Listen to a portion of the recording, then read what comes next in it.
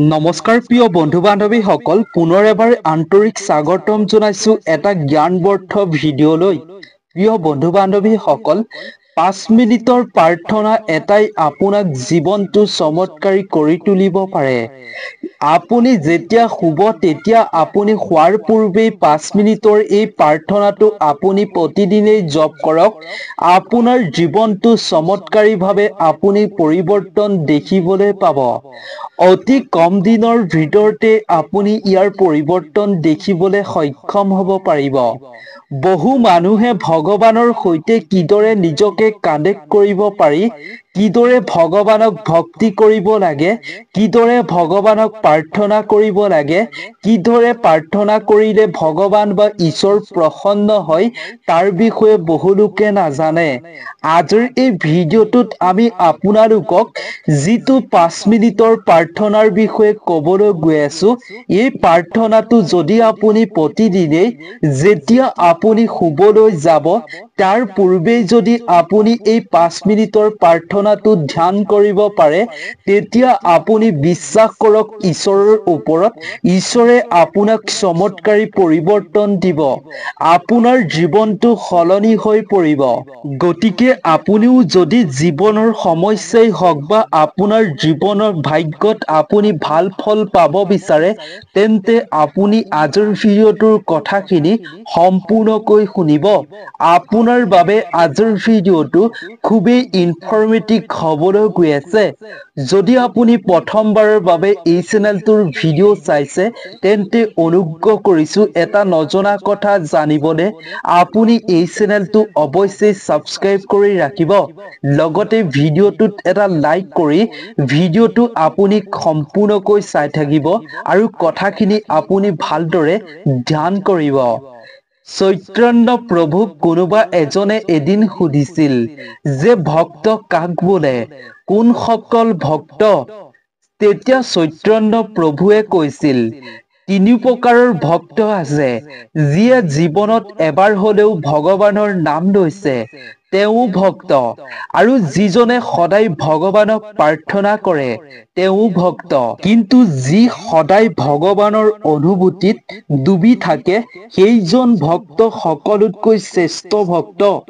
আপুনি লাগিলে গোটেই দিনটো জপ নকৰক, গোটেই দিনটো ধ্যান নকৰক, 5 ঘণ্টা, 2 ঘণ্টা, 1 ঘণ্টা নহয়, মাত্ৰ আপুনি কেৱল 5 মিনিট, আপুনি শুবলৈ যোৱাৰ আগতে আপুনি মাত্ৰ এই 5 মিনিটৰ বাবে হৃদয়ৰ পৰা আপুনি এই প্ৰাৰ্থনাটো পৰমাত্মাক অনুভৱ কৰি প্ৰাৰ্থনাটো কৰক। আপুনি কম দিনৰ ভিতৰতে ইয়াৰ সুফল অতি সোনকালে পাবলৈ সক্ষম হ'ব। হে ঈশ্বৰ, তোমাক শতকোটি প্ৰণাম। তুমি মোৰ জীৱনত যিখিনি দিছা, এই সকলোবোৰৰ বাবে তোমাক বহুত বহুত ধন্যবাদ। আৰু যেতিয়া পুৱা বিচনাৰ পৰা উঠিব, তেতিয়া মাত্ৰ 5 মিনিটৰ বাবে ভগৱানক মনৰ পৰা ধ্যান দিয়ক যে তুমি মোৰ জীৱনত পুনৰ এটি নতুন দিন উপহাৰ হিচাপে দিলা।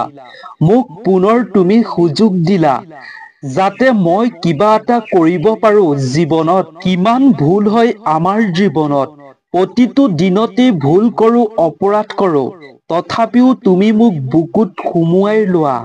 প্ৰতিটো দিনত ব্যস্ত থাকো, তোমাৰ নাম লবলৈ পাহৰি থাকো। কিন্তু তুমি মোক প্ৰতিটো মুহূৰ্ততে সাহস দিয়া, সহায় কৰা, শক্তি দিয়া। হৃদয়ৰ পৰা যদি আপুনি কৰা এই 5 মিনিটৰ এনে প্ৰাৰ্থনা আপুনি প্ৰতিদিনেই কৰিব পাৰে, আপোনাৰ মনটোক এটা নতুন শক্তিৰে ভৰাই তুলিব। আপোনাৰ ভিতৰত জিকিবলৈ এক শক্তি আহি যাব। নিজৰ সৈতে যুঁজিবলৈ আপুনি অদম্য সাহস পাব। আপোনাৰ চাৰিওফালে ইতিবাচক বাতাবৰণ তৈয়াৰ হ'ব। এদিন নাৰদে ভগৱানক সুধিছিল, আপোনাৰ আটাইতকৈ প্ৰিয় ভক্ত কোনজন প্ৰভু? আপোনাৰ সকলোতকৈ ডাঙৰ ভক্ত কোন? নাৰদে ভাবিছিল যে মই সদায় নাৰায়ণ নাৰায়ণ কৰি থাকো, মোতকৈ আৰু ডাঙৰ ভক্ত কোন হ'ব পাৰে? তেতিয়া ভগৱানে নাৰদক উত্তৰ দিছিল, এজন কৃষক পৃথিৱীত বাস কৰে, তেওঁ মোৰ আটাইতকৈ প্ৰিয় আৰু ডাঙৰ ভক্ত। ভগৱানৰ এই কথা শুনি নাৰদ আচৰিত হৈ ভাবিছিল যে মোতকৈ ডাঙৰ এইজন কোন ভক্ত হ'ব পাৰে? তেওঁ ভগৱানৰ সেই প্ৰিয় ভক্তজনক লগ কৰাৰ কথা ভাবিলে আৰু তেওঁ লগ কৰিবলৈ গ'ল। নাৰদে গৈ সেই কৃষকজনৰ দৈনন্দিন কাৰ্যসূচী দেখা পালে। পুৱা তেওঁ এডাল মালা ভগৱানৰ নামত জপ কৰে আৰু নিজৰ খেতিৰ কামত পথাৰলৈ যায়। খেতিৰ পৰা উভতি আহি ঘৰলৈ ৰাতি শোৱাৰ সময়ত তেওঁ ভগৱানৰ নামত আকৌ এডাল মালা জপ কৰে। কিন্তু দিনৰ বাকীখিনি সময়খিনিত তেওঁ ভগৱানৰ নাম নলয়।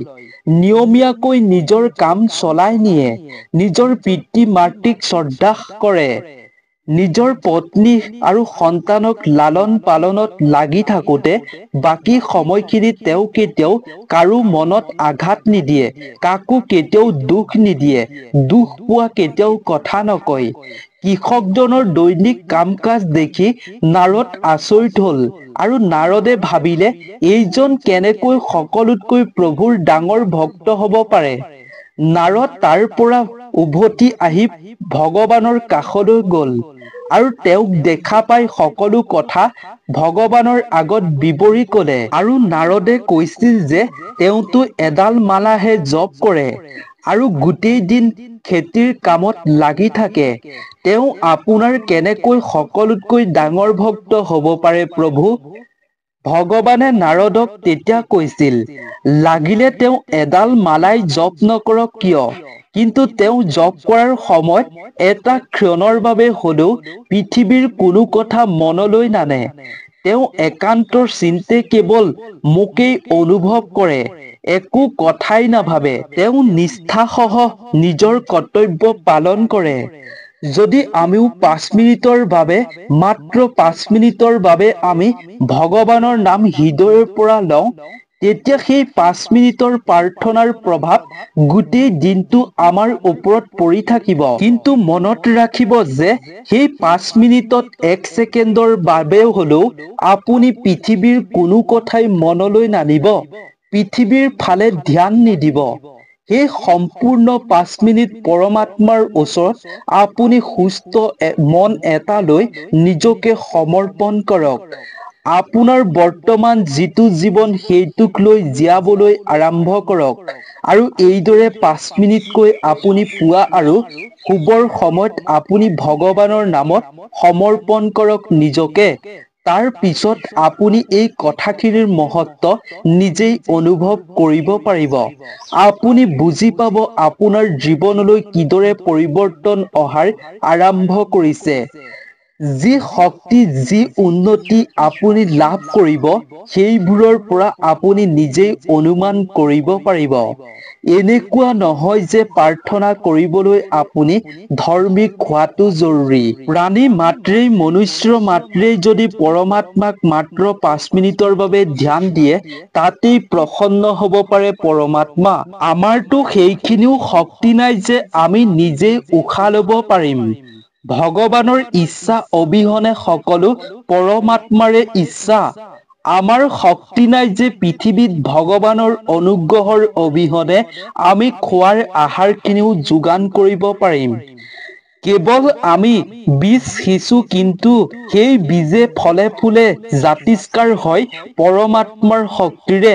আমাৰ জীৱনো এইদৰেই ফলে ফুলে জাতিষ্কাৰ হ'ব, যদি তাক আমি প্ৰাৰ্থনাৰ বীজ আমি ৰোপণ কৰিব জানো। এবাৰ এখন গাঁৱলৈ 3জন সাধু পুৰুষৰ আগমন ঘটিছিল। গাঁওখনত থাকি তেওঁলোকে তিনিওৱে ঈশ্বৰক সদায় প্ৰাৰ্থনা কৰিবলৈ আৰম্ভ কৰিলে। তেওঁলোকৰ ভাৱনা, তেওঁলোকৰ প্ৰাৰ্থনাৰ প্ৰভাৱ এদিন এনেকুৱাকৈ পৰিল যে গোটেই গাঁৱৰ মানুহে তেওঁলোকৰ কাষলৈ সোঁত ববলৈ ধৰিলে। সকলোৱে তেওঁলোকৰ ওচৰলৈ আহিবলৈ ল'লে আৰু সেই গাঁওখনৰ যিজন মুখিয়াল আছিল তেওঁ আচৰিত হ'ল। আৰু কোন এই সাধুজন যাৰ বাবে ইমান ভিৰ লাগিছে বুলি মুখিয়ালজনে সাধুকেইজনক লগ কৰিবলৈ গ'ল। আৰু তেওঁ ভাবিছিল যে বহু ডাঙৰ জ্ঞানী পুৰুষ হ'ব চাগে। আহি তেওঁ দেখিলে যে তেওঁলোকতো বহুত সহজ সৰল সাধাৰণ মানুহ আছিল, বেছি পঢ়া শুনা থকাও নহয়। সাধু তিনিজনক মুখিয়ালজনে সুধিলে, আপোনালোকে কি প্ৰাৰ্থনা কৰে? তেতিয়া সাধু কেইজনে ক'লে, আমাৰ বেছি পঢ়া শুনাও নাই, আমি ইমান কথাও বুজি নাপাওঁ। আমি ভগৱানক মাত্ৰ এটা কথাই কওঁ যে ভগৱান আমিও তিনি আপুনিও তিনি, তিনি শক্তিৰ ৰূপত আমি পৰমাত্মাক বিশ্বাস কৰোঁ। এজন সৃষ্টিকৰ্তা, এজন পালনকৰ্তা, এজন সংসাৰকৰ্তা, পৰমাত্মাৰ তিনি শক্তি। সেইবাবে আমিও প্ৰাৰ্থনা কৰোঁ যে আমিও তিনিজন আপুনিও তিনিজন, গতিকে আমাৰ কল্যাণ কৰা প্ৰভু। তেতিয়া সেই মুখিয়ালজনে ভাবিলে যে এইটো আকৌ কেনেকুৱা প্ৰাৰ্থনা, কি ক'ব বিচাৰিছে এই সাধু কেইজনে। আমিও তিনি আপুনিও তিনি, আমাৰ কল্যাণ কৰা প্ৰভু, এইটো আকৌ কি প্ৰাৰ্থনা। তাৰ পিছত সেই মুখিয়ালজনে তেওঁলোকৰ বিধিত থকা সকলো প্ৰাৰ্থনা সাধু কেইজনক শিকালে। এবাৰ শিকালে সাধু কেইজনে বুজি নাপালে, দ্বিতীয়বাৰ শিকালে তেওঁলোকে বুজি নাপালে, তৃতীয়বাৰ শিকাওঁতে তেওঁলোকে অলপ অলপ বুজি পালে। এইদৰে বহু সময় শিকোৱাৰ পিছত তেওঁলোকে ভাবিলে যে সাধু কেইজনে এতিয়াহে প্ৰাৰ্থনাটো শিকিলে। নদী পাৰ হৈ তেওঁ সাধু কেইজনক লগ কৰিবলৈ আহিছিল আৰু প্ৰাৰ্থনাটো শিকাই যেতিয়া নাৱত উঠি নদী পাৰ হ'বলৈ লৈছিল, তেতিয়া নাৱেৰে অলপ দূৰ যোৱাৰ পিছত তেওঁলোকে দেখিলে যে সাধু কেইজনে সাঁতুৰি সাঁতুৰি নদী পাৰ হ'বলৈ চেষ্টা কৰিছে। সাঁতুৰি সাঁতুৰি গৈ সাধু কেইজনে মুখিয়ালজনৰ কাষ চাপিলগৈ আৰু তেওঁলোকে মুখিয়ালজনক ক'লে, ধন্যবাদ আপোনাক, আপুনি আমাক প্ৰাৰ্থনাটো শিকালে, তাৰ বাবে বহুত বহুত ধন্যবাদ। পিছে আপোনাৰ প্ৰাৰ্থনাটো আমি আকৌ পাহৰি থাকিলো, আকৌ শিকাই দিয়ক আমাক প্ৰাৰ্থনাটো। যেতিয়া মুখিয়ালজনে দেখিলে যে তেওঁলোকে সাঁতুৰি সাঁতুৰি আগবাঢ়ি গৈ প্ৰাৰ্থনাটো শিকোৱাৰ কথা কৈ আছে, কেনেকুৱা শক্তি এওঁলোকৰ মাজত আছে, তেতিয়া মুখিয়ালজনে ভাবিলে যে মোৰ শব্দৰে ভৰা প্ৰাৰ্থনাতকৈ এওঁলোকৰ চিধা চিধি প্ৰাৰ্থনাটোৰ প্ৰভাৱ কিমান, কিমান সময় প্ৰাৰ্থনা কৰিছে তাতোতকৈ এইটো কথাহে গুৰুত্বপূৰ্ণ যে কিদৰে আমি প্ৰাৰ্থনা কৰিছো। বহুত বেছি পঢ়া শুনা, বহুত বেছি চতুৰ হ'ব নালাগে। এখন মাত্ৰ সহজ সৰল হৃদয় লাগে। চতুৰে চৰ খাই জ্ঞানীয়ে ঘোচা খায়, আৰু সহজ সৰল ভক্তই সহজতেই প্ৰভুক লগ পায়। সেইবাবেই যদি আমি নিষ্ঠা সহকাৰে আমি 5 মিনিটৰ এটা প্ৰাৰ্থনাক নিজৰ জীৱনৰ সৈতে সংযোগ কৰি লওঁ, তেন্তে বিশ্বাস কৰক আপুনি জীৱনটোত বহুত বেছি গুণ উন্নত হ'ব পাৰিব। আপুনি আপোনাৰ জীৱনত উন্নতিৰ দিশত আগবাঢ়ি যোৱাৰ ৰাস্তা সঠিক পথৰে আগুৱাই যাবলৈ আপুনি প্ৰতিটো ক্ষেত্ৰতে ভগৱানে আপোনাক সহায় কৰিব। আপোনাৰ এনে লাগিব যেন ভগৱান সঁচাই আপোনাৰ কাষত আছে, ভগৱানে সঁচাকৈ আপোনাক পথ দৰ্শন কৰি আছে। আপুনি এনে অনুভৱ লাভ কৰিব মাত্ৰ আপুনি 5 মিনিটৰ এই প্ৰাৰ্থনাটো আপুনি বিশ্বাস জীয়াই ৰাখি, নিষ্ঠাৰে বজাই ৰাখি আপুনি 5 মিনিটৰ প্ৰাৰ্থনাটো আপুনি কৰিব লাগিব। যদি আপুনি সকলো সময়তে চিন্তা কৰে তেন্তে আপুনি এতিয়াও প্ৰাৰ্থনাটো শিকাই নাই, প্ৰাৰ্থনাটো কৰিব জনাই নাই। যদি প্ৰাৰ্থনাটোৰ ওপৰত বিশ্বাস আছে, যদি হৃদয়ৰ পৰা প্ৰাৰ্থনাটো কৰিছে, তেন্তে কিহৰ চিন্তা।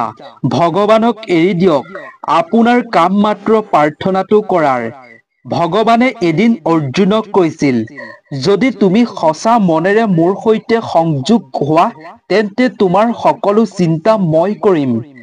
যদি আমিও 5 মিনিটৰ প্ৰাৰ্থনাটো সৰল মনেৰে সঁচা হৃদয়েৰে ভগৱানক স্মৰণ কৰোঁ, তেন্তে এই 5 মিনিটৰ প্ৰাৰ্থনাটোৱে চমৎকাৰ কৰি দিব। আপুনি বিশ্বাস কৰক। গতিকে প্ৰিয় বন্ধু বান্ধৱীসকল, আপুনিও নিষ্ঠা সহকাৰে সঁচা হৃদয়েৰে সঁচা মনেৰে আপুনি এই প্ৰাৰ্থনাটো পোৱা, আৰু আপুনি শুবলৈ যোৱাৰ পূৰ্বে আমি প্ৰথমতেই কোৱাৰ দৰে আপুনি এই 5 মিনিটৰ প্ৰাৰ্থনাটো আপুনি কৰক। আপুনি ভগৱানৰ সৈতে সংযোগ হৈ আপোনাৰ সকলো চিন্তা সকলো বিপদ আপোনাৰ চিন্তা ভগৱানেই কৰিব আপোনাৰ জীৱনত কিদৰে পৰিৱৰ্তন হ'ব আপুনি কম দিনৰ ভিতৰতে দেখিবলৈ পাব গতিকে প্ৰিয় বন্ধু বান্ধৱীসকল আজিৰ এই ভিডিঅ'টো ইমানেই আছিল ভিডিঅ'টো চাই কেনেকুৱা পালে অৱশ্যেই কমেণ্টত জনাব লগতে ভিডিঅ'টো যদি চাই ভাল পালে আৰু 10জন বন্ধুবৰ্গৰ লগতো শ্বেয়াৰ কৰিব নতুন এটা ইনফৰমেটিভ ভিডিঅ'ৰ লগত আপোনালোক সকলোকে লগ পাম আজিৰ ভিডিঅ'টোৰ পৰা বিদায় লৈছো ধন্যবাদ